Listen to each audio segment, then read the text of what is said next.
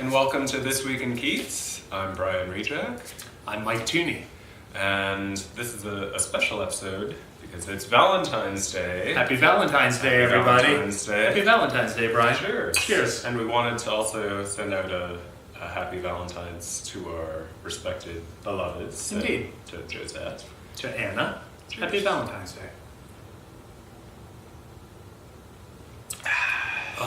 Hope you're all enjoying a delicious Coppola claret, Always hits the spot. especially on Valentine's. Was that the motto we were going? Anyway. Yeah, we'll work on that.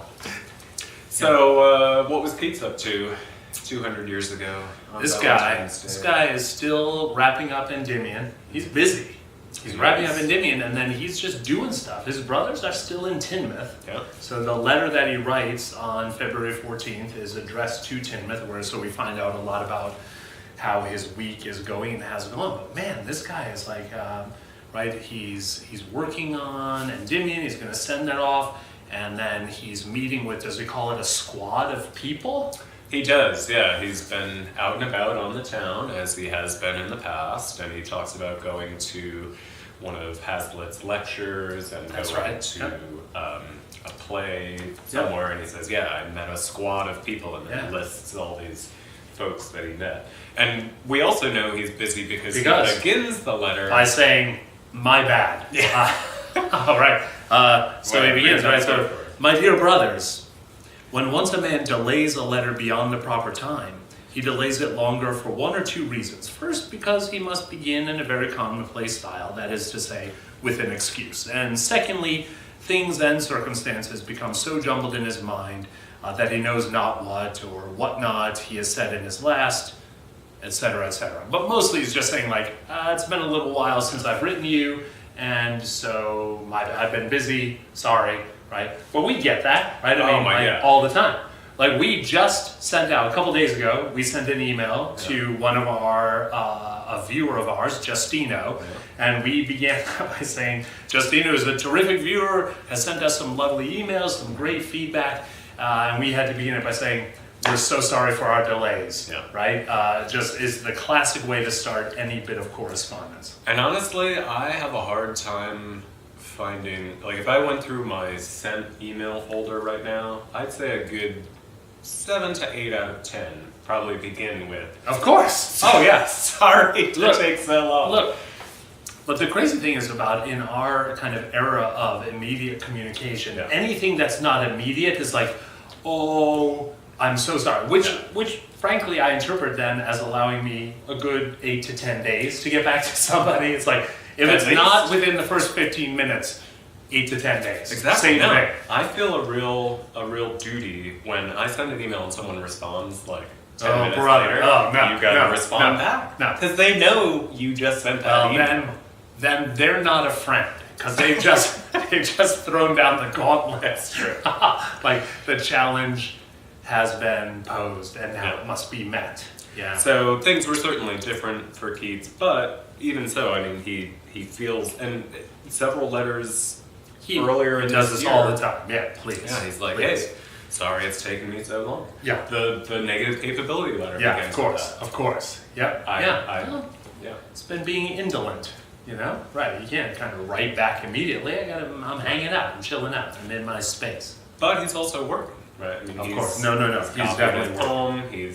He's making headway. He's through the second book. Now he's starting to worry that his publishers and the printers are going to take too long. That's right. Turns out they end up.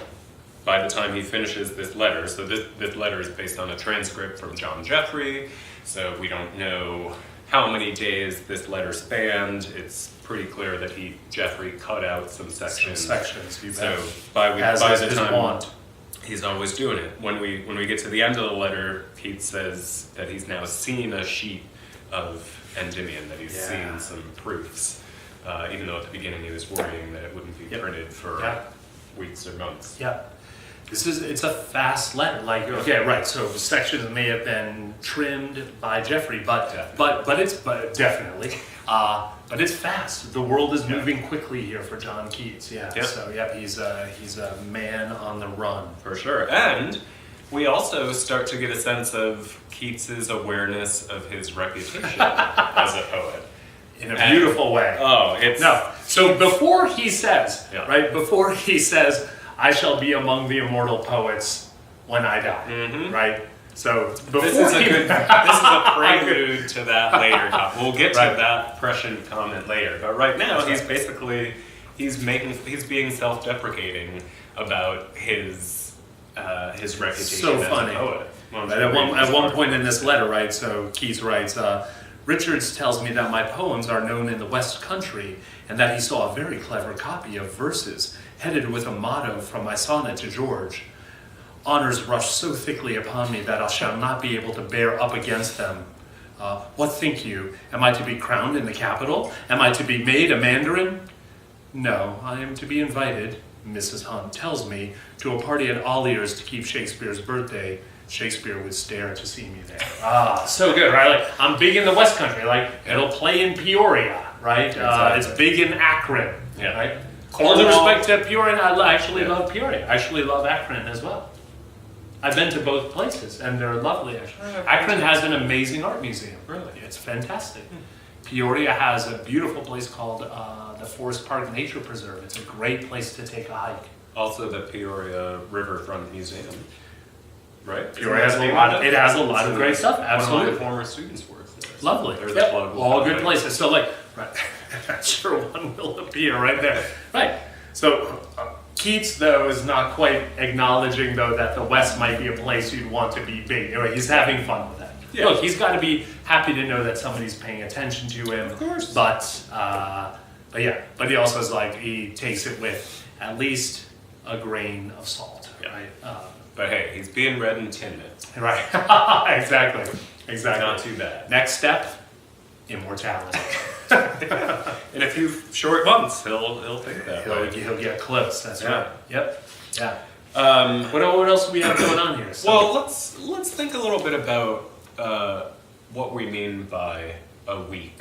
So our title with our humble show is This Week in Keats, and we were realizing beforehand during our production meeting with our staff, yes, while we were getting our hair and nails done, exactly. we realized that Your hair preparation. Oh man, is you have somebody no putting idea. a cap on? That's you. right. No, this is actually my hair styled into a hat. Wow. Yeah. The Trump administration does your hair. That's right. That's right. Sorry. Okay, Sorry. Go. During our production meeting, we were talking about what we mean by this week. What's a week? And, right, like... Here we are. We're taping this on a Monday, if that's what... Can we say that? Reveal our secrets. I apologize. You're going to see this on Valentine's Day. We'll cut that out. Cut that, please. Okay. So today is Valentine's Day. Happy Valentine's Day! Hey! Joseph? Anna. I can't stop thinking about you. Doesn't matter what day it is. Anyway, go on, Brian. Wow. Oh, well, I blush. But here it is, right? So it's like, let's say, as it is, it's Valentine's Day the 14th, right? That means that it's a Wednesday. So like this week seems to imply like, okay, it's going to be around this day, the week surrounding this day. But this is from the 14th on a Saturday. Yeah. This is like last week in Keats, or the next week in Keats, or like the tail end of this week in Keats, right? So it's the other problem is approximately now in Keats. Approximately now in Correct. Keats would be a better title. Yeah. That is true. Yeah. Since we don't do a weekly show yet, Right. Once Coppola comes through, we'll have the resources to do so. So we can finally do my hair properly. Yeah, well, mine's all taken care of. Once we don't have a weekly show, so we also have to talk about like multiple weeks past. Right. So, That's right. Yep. One of the things that we've had in recent weeks in Keats, but not this week. So this was 2 weeks ago in a letter on either the 30th or the 31st of January. Right. Keats coins this term, the pleasure thermometer. Oh boy. And faithful readers of the KLP will know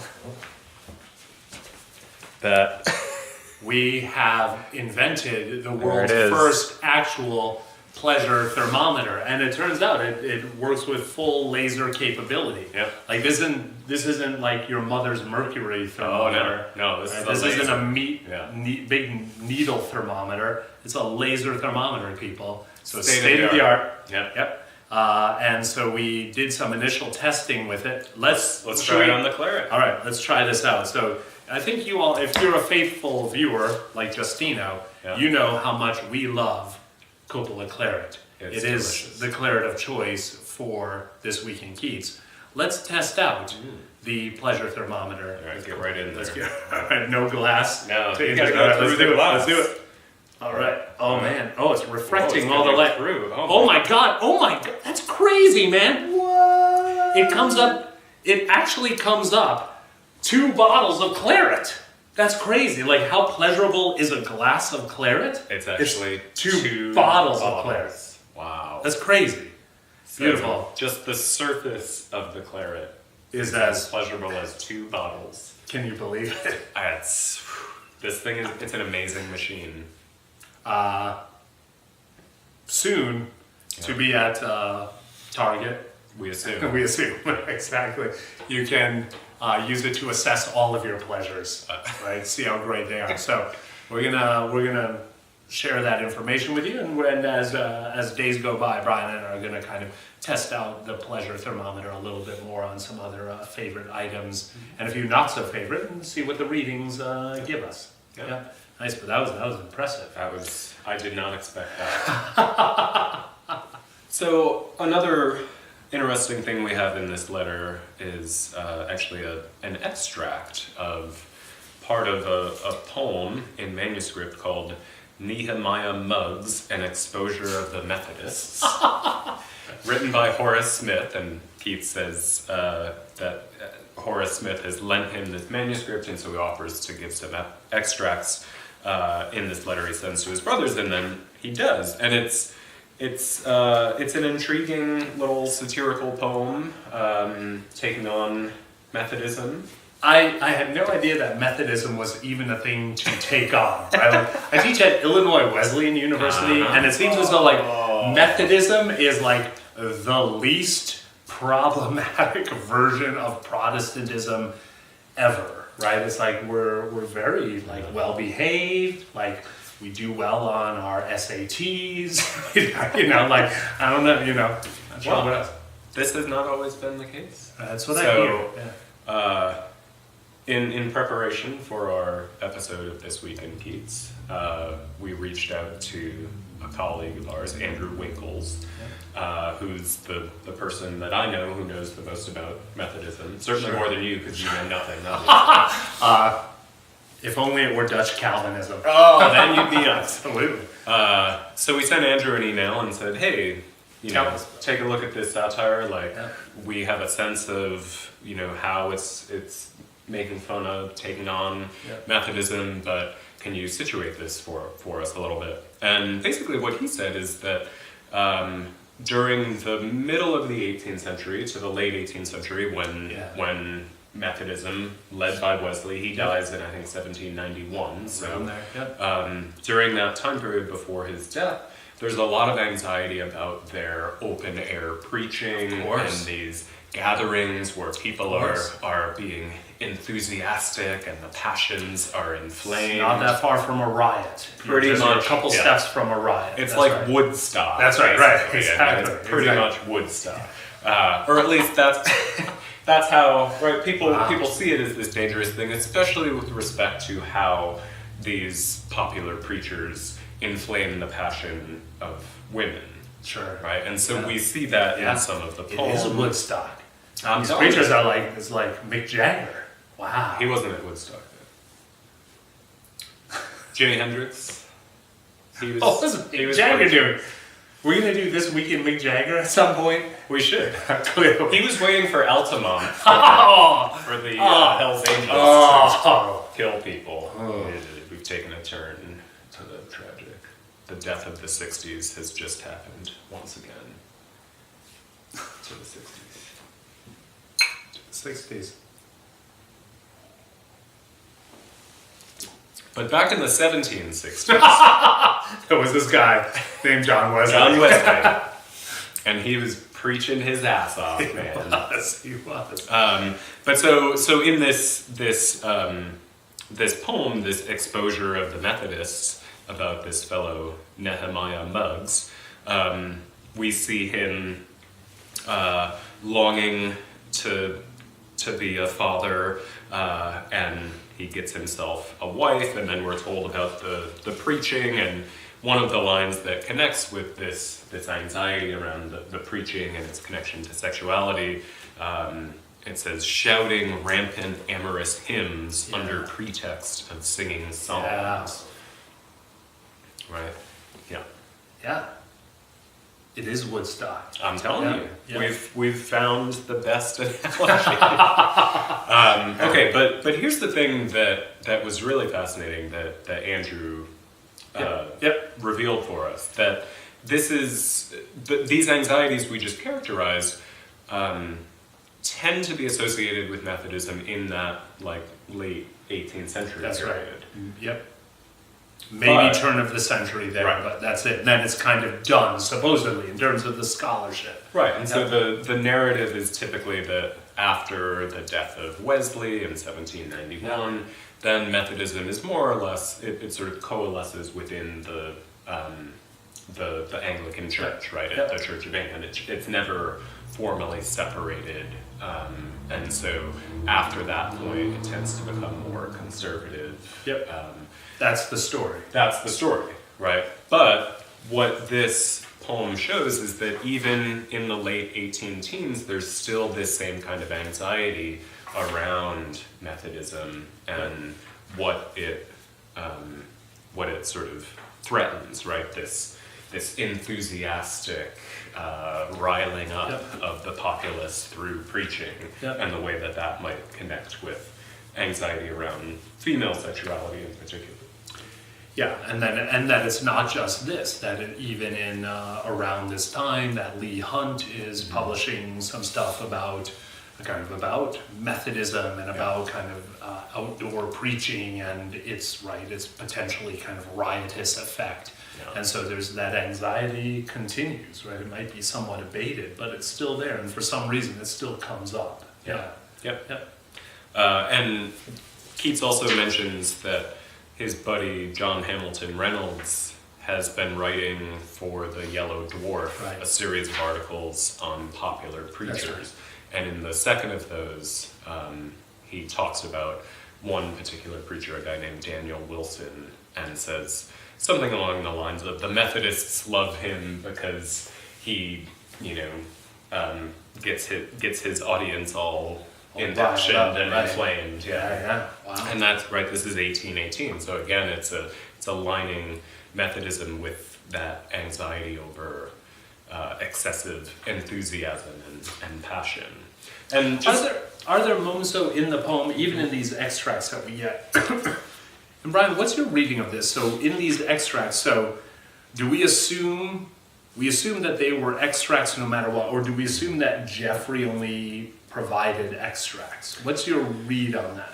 Well, as a scholar of Geoffrey studies, I can give you my professional opinion. And I would say that Geoffrey probably copied the extracts as Keats had them. And because he adds a note where he says, Geoffrey adds this note, the above in all probability is published, but they are copied to show John Keats' choice in the selection of extracts. Yes, that's pretty good, yeah. No, that's a good indication that he's being careful at this point. Yeah. And then, of course, it's fascinating to see, so if Keats is making these kind of editorial choices, he's making some pretty fascinating choices here. I encourage everybody to take a look at this letter. It's pretty great. So there's this terrific stanza, right? That stanza, right? Yeah. Is it that addled brains perchance, when the skull's dark with ignorance, like rotten eggs surveyed at night, emit a temporary light? Or is it that a heated brain, when it is rubbed against the grain, like a cat's back, though black as charcoal, will in the gloom appear to sparkle? Oh, amazing! It's great, right? Wait, first of all, okay. Do rotten eggs emit a temporary light. Turn off the lights. Let's get to it. I don't know if they're rotten. I have some eggs in my fridge. The chances of them being rotten are like 80-20. Yeah, very high. I think that's right. Yeah. I mean, we know that if you rub a cat, that's right. Decomposing things give off things, not necessarily light, but I mean the static electricity with the cat. Of course, no, I get that. I get the cat works. thing. Yeah. I believe in the eggs. All right. Okay, we'll look it up after. We'll look it up afterwards. Yeah. We'll double check. But I love that. And but even so this idea of the heated brain, the kind of that electricity. Keats kind of loves his electricity, right? And brains. Think of Ode to Psyche. Of course. I mean, the wreathed trellis of a working brain. That's right. Yeah.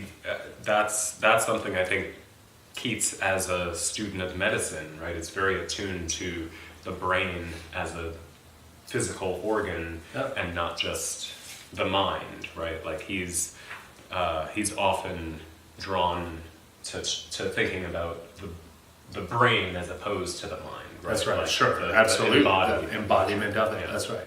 So we've got the Horace Smith poem here, but Keats also, he doesn't include any of his own poems in this letter, but he does mention that he's been writing, he says... songs and sonnets. Yeah, writing at intervals many songs and sonnets.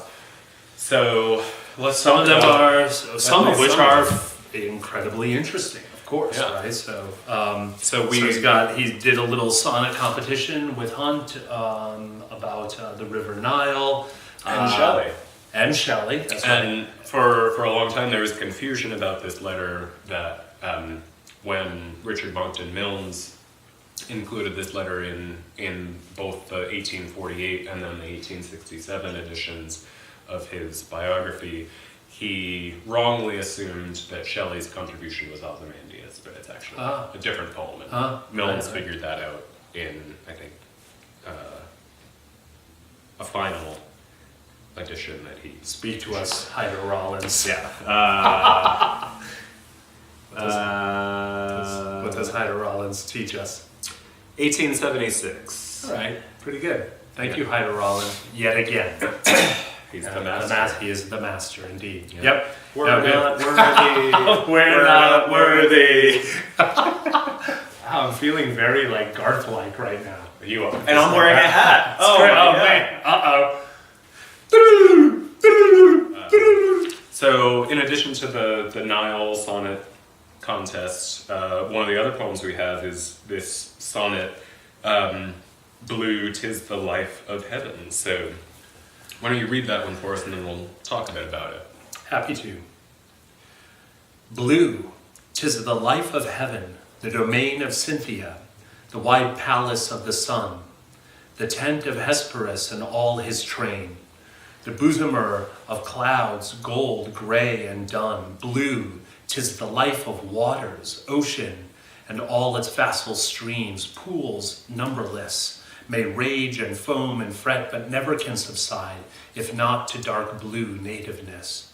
Blue, gentle cousin to the forest green, married to green and all the sweetest flowers, forget-me-not, the bluebell, and that queen of secrecy, the violet. What strange powers hast thou as a mere shadow, but how great when in an eye thou art alive with fate. Oh, it's a great song. Man, it's really beautiful. Yeah. There's so much to love it. I mean, one bit of context first, which sure. I think is really fascinating about this poem and how Keats is thinking about poetry during this time period. This is a sonnet in response to a sonnet by John Hamilton Reynolds, which concluded with him basically saying, dark eyes are better than blue eyes. Oh, boy. And Reynolds wrote that sonnet in a commonplace book that was owned by, and I might get these details wrong, so be prepared to correct me, oh wise editor of the video. Yes. I believe it's Isabella Towers, who was one of Reynolds' sisters, maybe. All right, you got me on this one, man. Married You're going deep. You're going deep into the archive here. Yeah. I can't remember exactly, wow. but the point is these. Whoa. No, it's great. These It's sonnets amazing. were written together in a commonplace, right? And during these first few months of 1818, Keats and Reynolds are sending poems back and forth again and again. And this is another place where we see them having this interchange, where they're, right, Reynolds writes a poem and then Keats writes a response to it, basically right under it in the commonplace book. Yeah, Keats is writing these great letters. Reynolds is big in his mind right now. Oh, right? yeah. I mean, great stuff. The one on February 3rd with the hairy pigs and the it's archangelic. crazy. No, I know. Angels, It's right? crazy. I mean, that's one. We get several more over the next couple months where he's writing Reynolds and sometimes he's writing him poems that he's writing. Yeah. Other times they're just talking about poetics. I mean, a letter we've got coming up on the 19th is this amazing one. I think it's to Reynolds as well. Yeah. Is this the one with the garden? No, with the page Oh, of God, full right, prose, your please, distilled please. prose, where they're talking about reading and the nature of reading. I mean, yeah, Reynolds during these first few months of 1818 is a really important correspondent for Keats. We'll have to come back to him either with an episode or else clearly as we discuss as we have other stuff on. But tell me what. So here's the thing. So I gotta say, like about this. So it turns out that I've actually been working with. So I'm teaching a class, a 200 level course in poetry writing, and we've been for that. Well, actually, skip that. I've been teaching. It's a 300 level class, doing a course in ekphrastic poetry, and so. It turns out that in that class, so we've been starting the course with a couple weeks just talking about the art of description. And so we read a book, I love this book by Rebecca McClanahan called Word Painting, but then I give a day-long lecture on Elaine Scarry's book called Dreaming by the Book, which I think is this kind of magical book it is about how writers create vivid images. And if I recall correctly, at some point I'll write something for the Keats Letters Project because Keats employs these techniques, and of course Scarry is theorizing them after the fact. She doesn't mention Keats a fair amount. Other romantics get some mention, but not Keats. But boy, Keats is genius with some of these. And one of the things, of course, that Scarry talks about, she talks about just kind of the space of the imagination. She's like, it's about this big, and it's right here in front of your forehead. We like to think the imagination is everywhere. She's like, it's right here. No, it's right here. And she's like, what the template for the imagination is a flower. Because it's like, it's about that big, it goes about there, and then it has a flower kind of has these layers to it, and it has kind of the feel of kind of linen. It can be folded, and it can be, so she's like, right, so she talks about how in the imagination you have to actually a writer should use the kind of agreed upon kind of feebleness of the imagination as the imagination's strength, right? And so the filminess of the imagination is like, if you know that's what it's Keatsian. It's absolutely, and it's absolutely in here. So here we have this meditation on a color that then gets kind of turned into kind of things. We look at it, right? And so we get, right, blue, it's the skies, right? It's heaven blue, it's the waters, right? And then blue. There's this amazing moment, blue, gentle cousin of the four screens. Do you know that? So there's an amazing passage in Dreaming by the Book where Scarry says there are certain philosophers who actually have said that we actually don't have images of colors in our minds, that all we have is language. We've got like blue, green, we might have teal, we might have turquoise, we don't have them. And then her book is kind of filled, or it's scattered throughout, are these kind of mental exercises she asks you to participate in. And one of them is, she goes, right, she says something like, which is more green, pea green or the green of a fir tree? right? And so suddenly you're like thinking that through. It's like the only way you can think that through is to actually think of the colors. Right. You're literally thinking of the colors. And so it's like by putting the mind in a certain kind of exercise, you're seeing it more. More green. No, I know. Even that, really that's difficult concept. Look at that painting over there, right? Like which one's the more most green? That's right. Yeah. Sorry, viewers, we can't show you. Well, we maybe can give you a little shot later on. It's our little secret. Come on over to my condo. Now you're okay. But like I love this, right? But I love this, right? So blue, right? Even as gentle cousin to the forest green. This kind of comparison where suddenly it's like, okay, we're thinking of it kind of in light of other colors. You know, so this whole section makes me think of, I think it's stanza 6 of Nightingale, maybe 5, where you get the catalog of flowers. The flowers, right? Essentially where it shuts down vision. Mid-May's eldest child becoming musk nice, beautiful. Musk rose, not musgrove. Right, no, not a musgrove. No. Right, not a muskrat, nor muskrat love. That would be great. Be amazing. Yeah, no, that's beautiful. But wow, that's fascinating because at that point in that poem, it's the denial of vision, and so then we get these other. You have to guess. That's right. You have to guess, but here we actually get to see them. Yeah, it's nice, but beautiful. Right, and then we get the forget-me-not, the bluebell, and that queen of secrecy, the violet. But even that, right? Like the queen of secrecy. That's right. No. It's implying that there's something hidden from you that cannot be seen, right? That needs to exist in that space of imagination. Are you kidding me? No, she has just made you. What Elaine Scarry talks about is like the writer who has power in terms of creating vivid images makes your mind follow certain instructions. Mm-hmm. And what she has just done is by saying, you blue, gentle cousin of forest green, right? And then to say, but the queen is violet. And so you have just gone through these paces, like there's this beautiful way where Keats is literally kind of lighting up your mind in these ways, right? And then so he's got you. It's all done. Game is over, right? But then it kind of goes, what strange powers hast thou as a mere shadow? One, that thou, of course it's the violet, but it's also you shadow, you who are a spirit or a mind imagining things. Or even returning to blue itself. That's right. Of course. Like blue that's right. Like a shading of a particular color. That's right.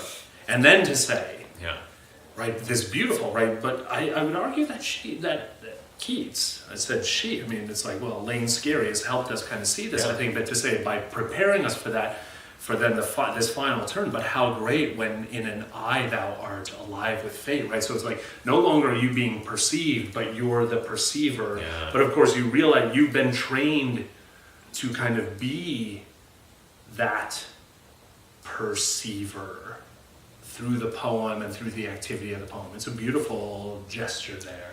And it also just, that phrase, alive with fate, is so loaded with possibility, right? Where it's like, presumably, since, he's talking about the eye of a beautiful woman. Sure. Given that that's what Reynolds is talking about in the first sonnet, and that Keats is responding to.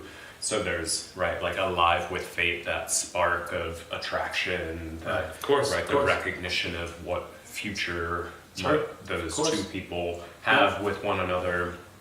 But also just the broader sense in which the eye is this locus of futurity. Right, of course. I just came up with that, and I like it. Let's go with it. It sounds like I don't really know what it means. Of truth. Yeah. It's beautiful, so therefore it must be true. Thank you. So the eye is the locus of futurity. And I feel, you know what would prove me right? Blade Runner. Exactly. Well, we're always looking into those eyes, up close there. Yeah, of course. Do we have any idea whose blue eye Keats is thinking about? We do not. We do not. We do not. Okay.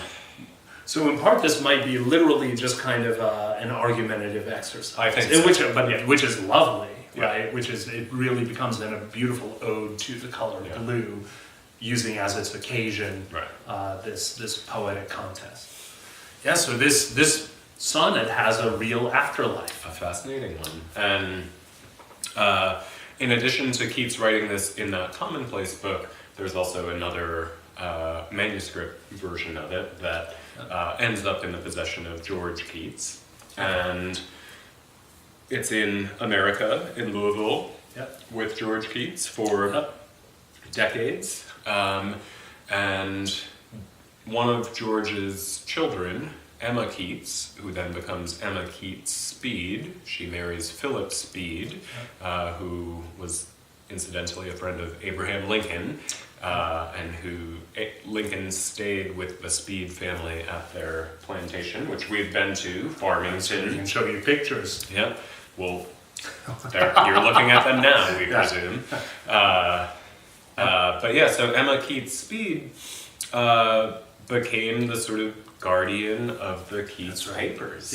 Yep. She lived for a long time. Guardian and disseminator. And yes, gifter. And we'll gifter, okay. All right, very good.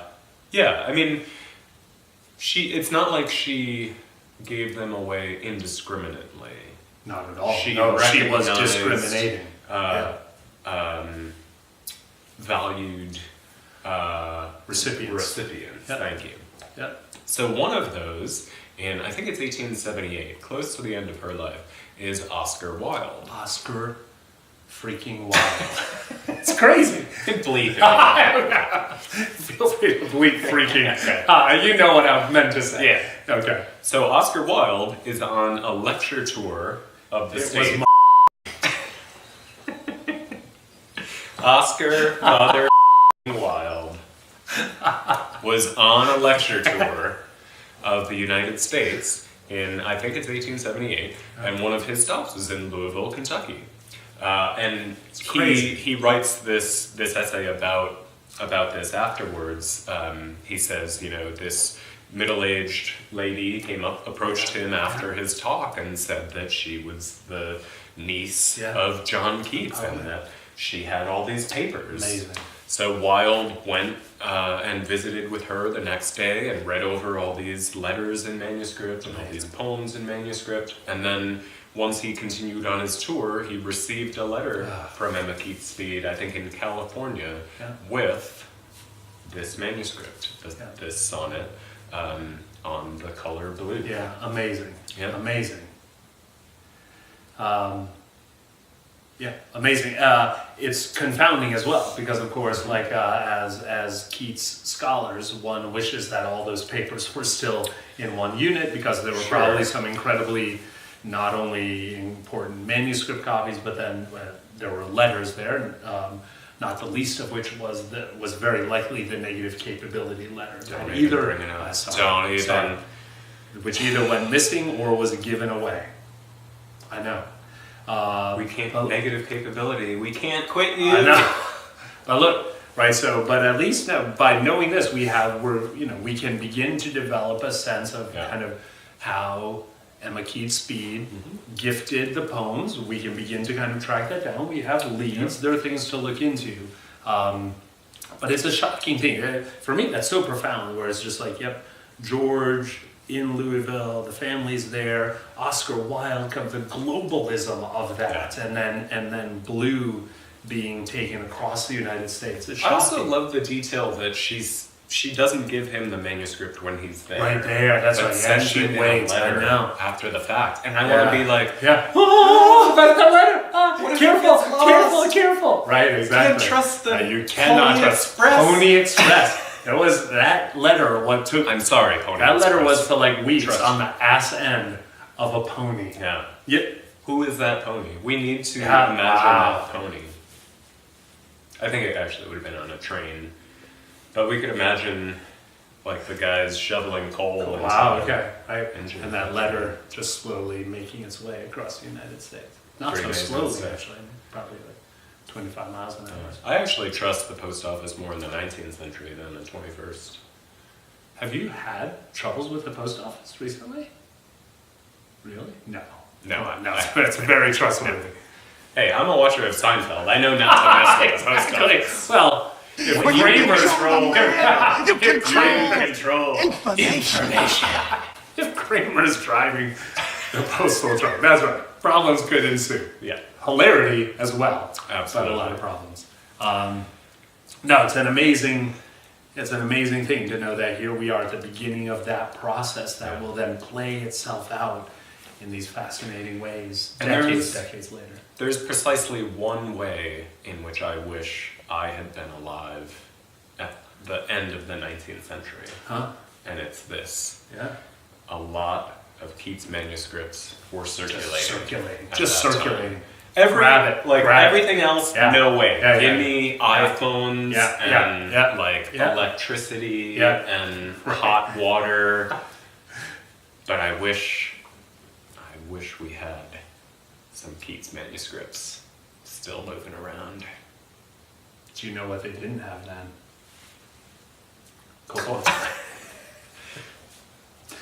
I mean, so It's a delicious beverage. It is a delicious beverage. It is also medicine for the soul, which is in despair for not having certain Keats manuscripts. So it's not a bad deal. It's not a bad thing. Yeah. All right, let's wrap it up. Let's do it. This has been This Week in Keats. Thanks for joining us. Happy Valentine's Day. Happy Valentine's everybody. Day. Get Yeah. some claret. Oh, good, we're still recording.